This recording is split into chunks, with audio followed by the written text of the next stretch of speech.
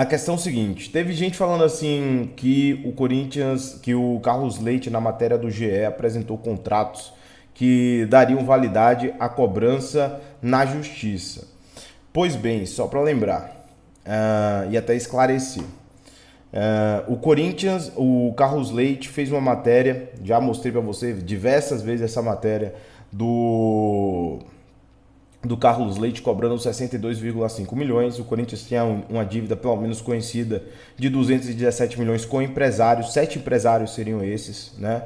E um deles é o Carlos Leite, que teve uma matéria exclusiva no GE naquela época.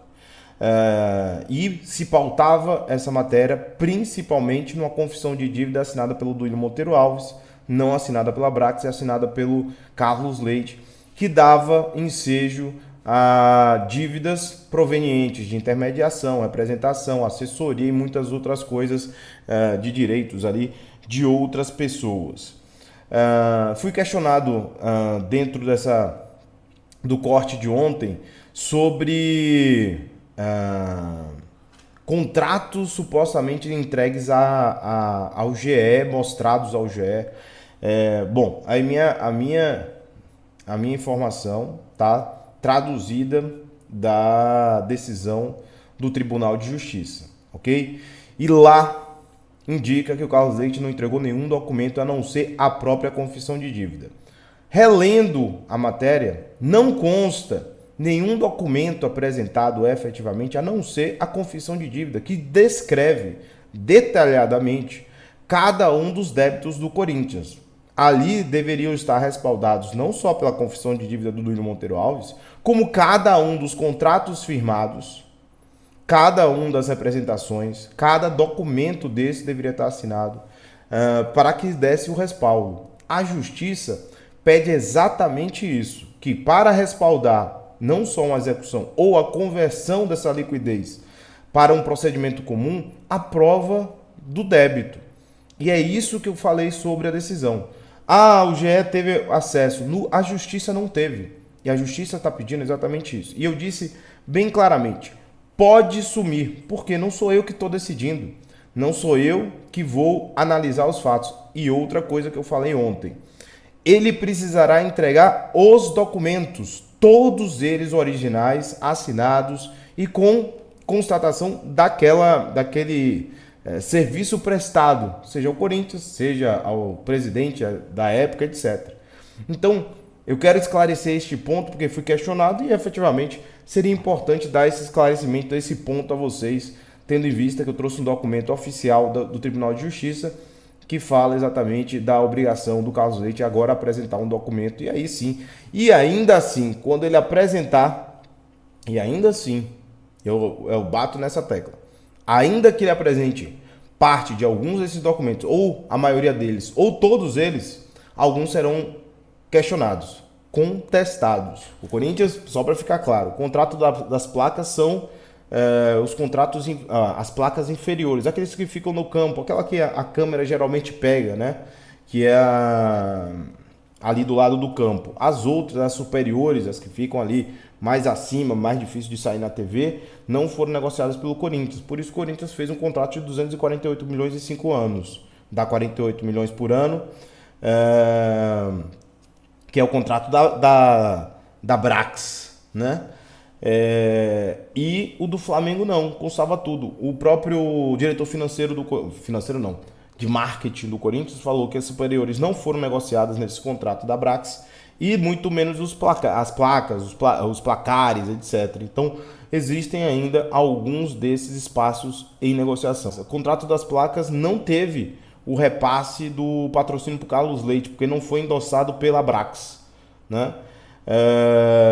Então, assim, esse contrato assinado não foi assinado pelo Duílio Monteiro Alves, foi assinado pelo Augusto Melo, e aí não houve essa questão do Carlos Leite. Pelo menos essa informação não foi passada que o Carlos Leite seria recebedor. Então, Lucas de Melo Reis, você acha que o corintiano que segrega outra pessoa, outros corintianos por conta de política, o Kaká, matemática, que o Corinthians é de esquerda? Cara, cada um tem o seu posicionamento político.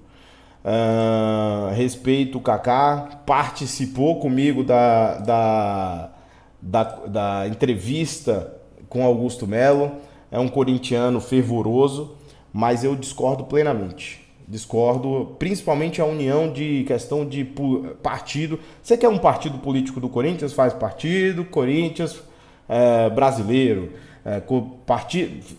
Tentaram criar um partido nacional do Corinthians, né? Partido Nacional do Corinthians. E aí todo mundo, inclusive, zoava, criou um meme, né? Que vocês podem utilizar com as 3 letras, veio nesse sentido. Não vou entrar nessa celeuma, para mim é o seguinte, ele tem o posicionamento político dele.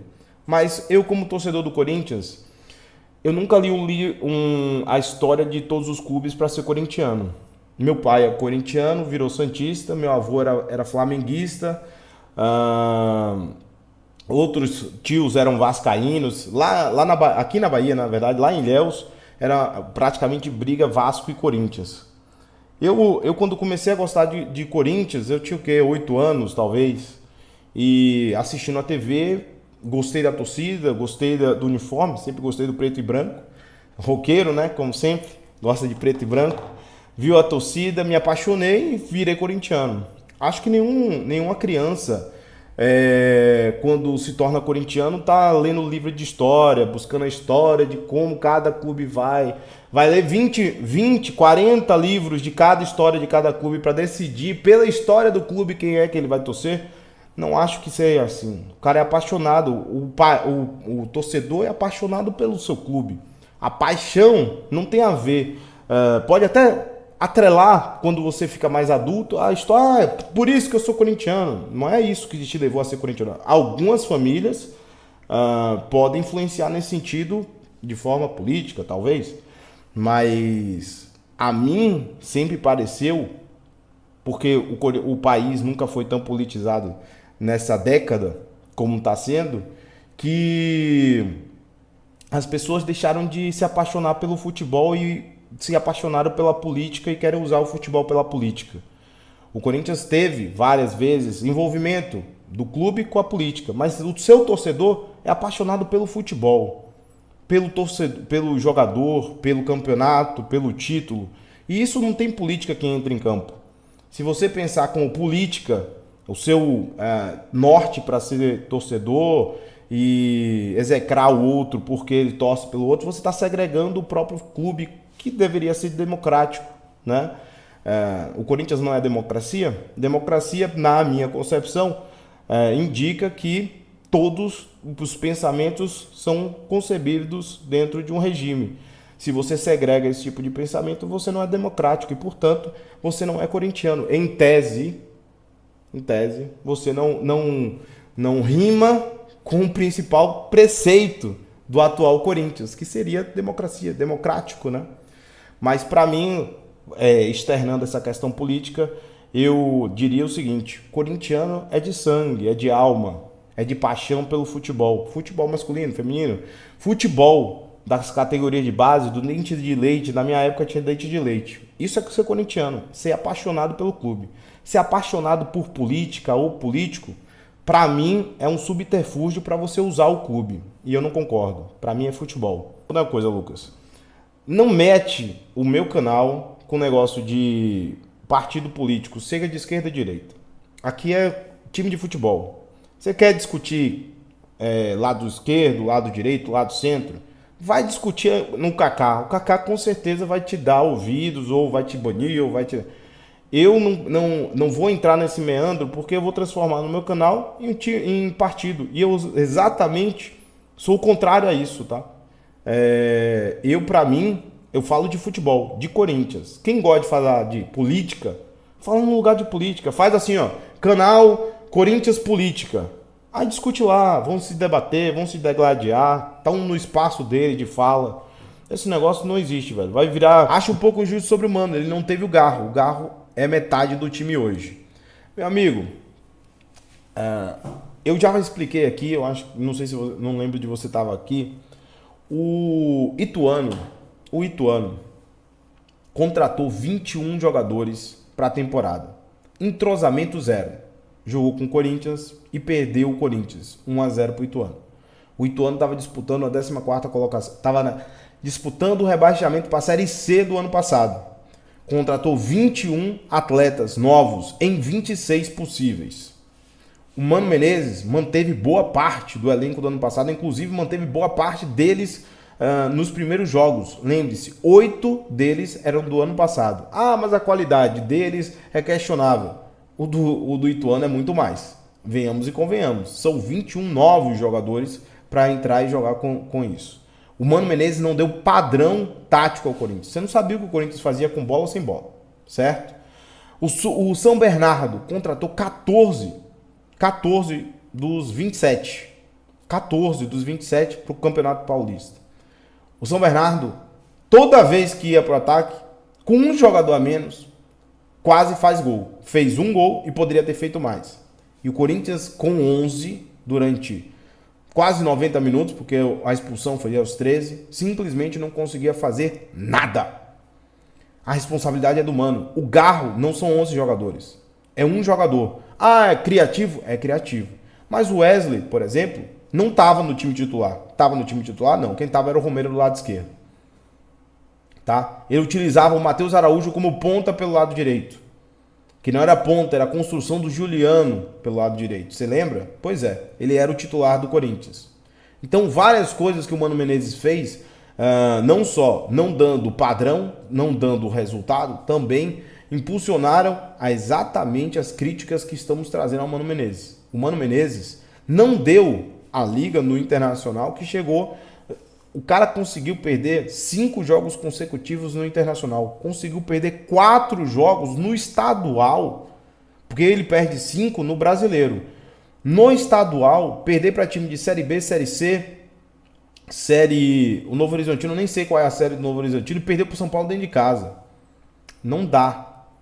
Não dá. Certo? Não dá.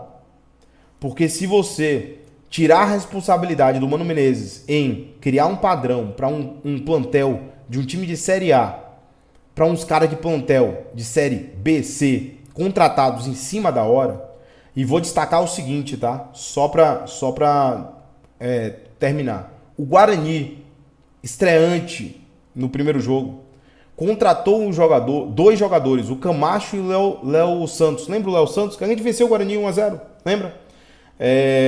O Léo Santos tinha sido contratado dia 7. O Camacho foi contratado dia 13 de janeiro. Certo? Então veja. Novo Horizontino Série B, desculpa. Porque eu não lembrava. O Novo Horizontino foi um dos melhores times da Série B. Acabei, na hora do argumento, esquecendo. Mas